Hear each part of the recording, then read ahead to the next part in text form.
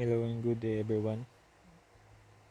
My name is Anduri Henyo from BSIT fourth year, and today I'm going to discuss the chapter 6, Diagnosing Groups and Jobs.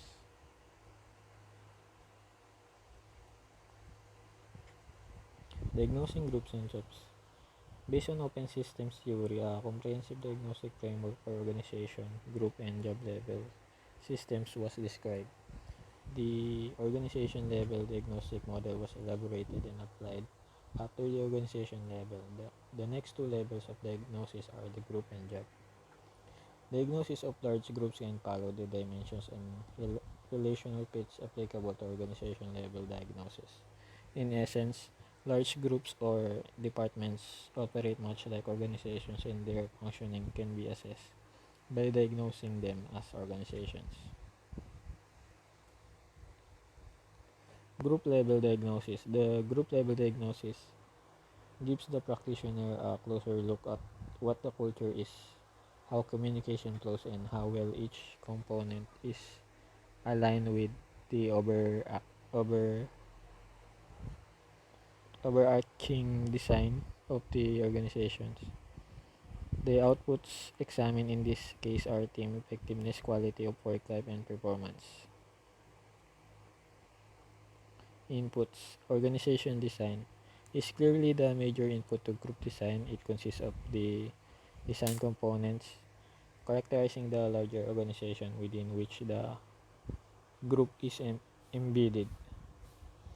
And we have technology, structure, measurement systems, and human resources systems, as well as organization culture.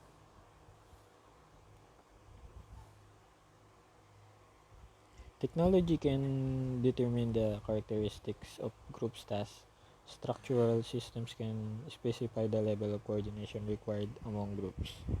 The human resources and measurement systems such as performance appraisal and reward systems play an important role in determining team functioning. For example, individual-based sports ranking, performance appraisal, and reward systems tend to interfere with team functioning because members may be concerned with maximizing their individual performance to the detriment of team performance.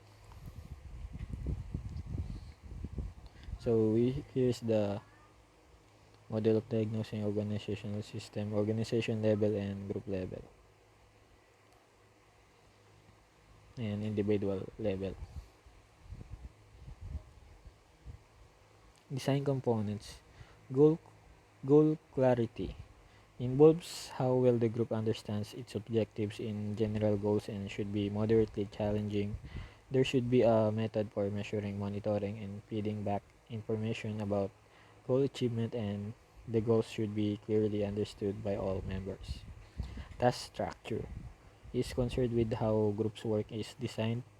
Task structures can vary along two key dimensions: coordination of members' efforts and regulation of their task behaviors.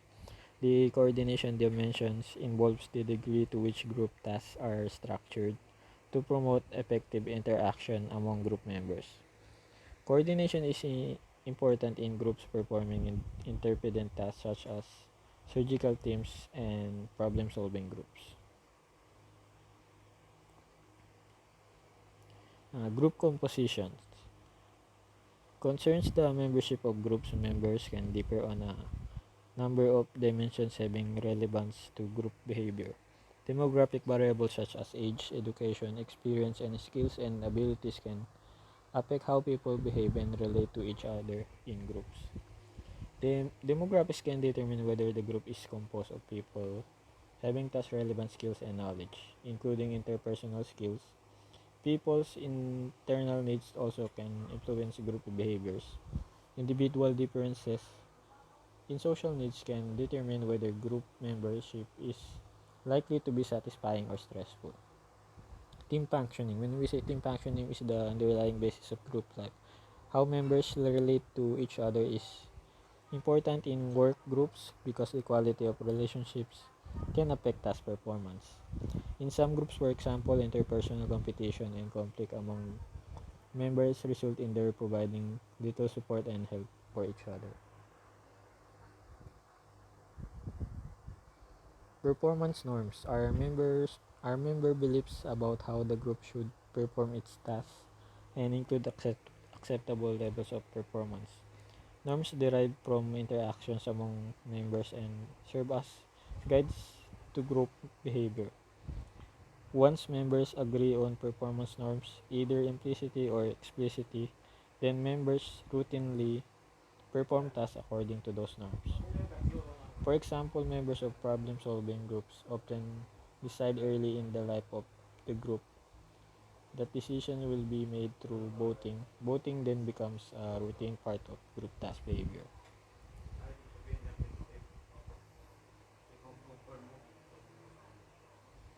Outputs.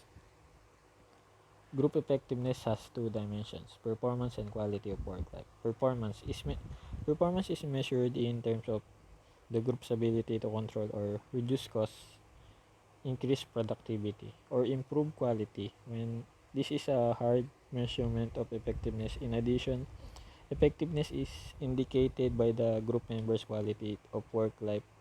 It concerns work satisfaction, team cohesion, and organizational commitment. PITS. The diagnostic model in Figure 6.1b and earlier shows that group design components must fit.